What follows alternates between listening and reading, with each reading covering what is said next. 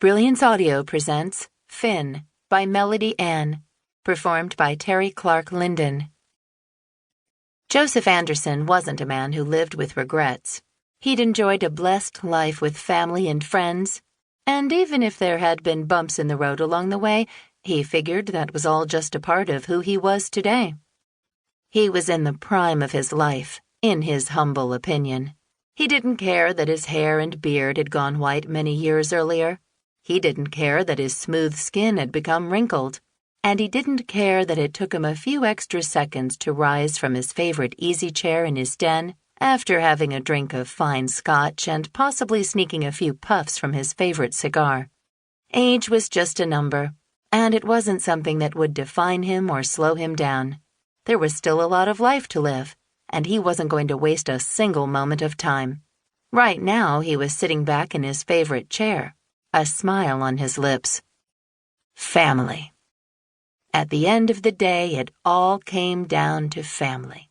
Whether a man was rich or poor in the financial sense, he'd die a wealthy man if he had a good family.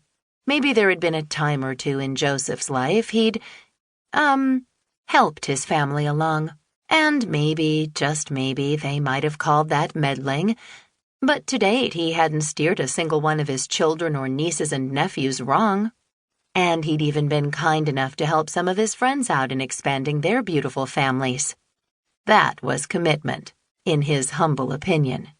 Instead of making accusations at him, they should be throwing big parties in his honor, thanking him for seeing what they needed before they were even aware they needed it.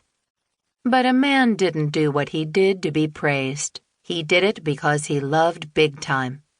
Everything Joseph did was done on a grand scale, and that was something that would never change. "Charlie, can you get the car ready?" Joseph asked over his speaker. "Yes, sir. Where would you like to go?" "The hospital," Joseph told him. It took a few seconds longer to stand than it used to, but soon he was moving toward the door. After a couple of steps, the kinks in Joseph's back were gone, and he picked up his pace as he made his way to the front of the house. That morning, Joseph had received a phone call that had stunned him.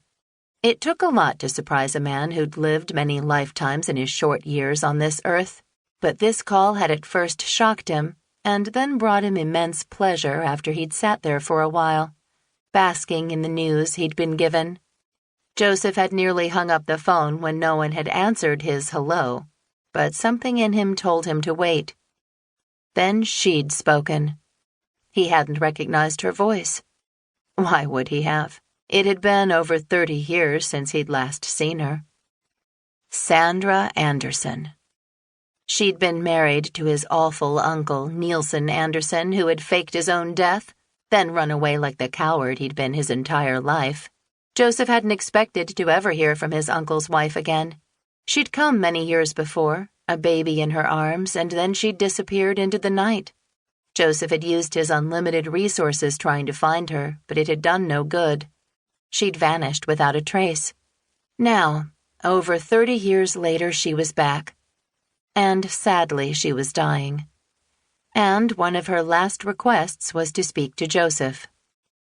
Sandra had been 25 years younger than Joseph's uncle, but that man had always been a terrible person.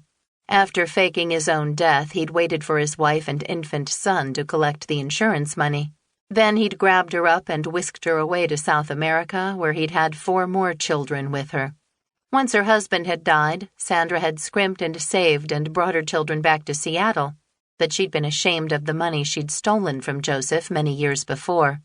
It broke Joseph's heart that he'd missed out on knowing his family because of a little bit of cash.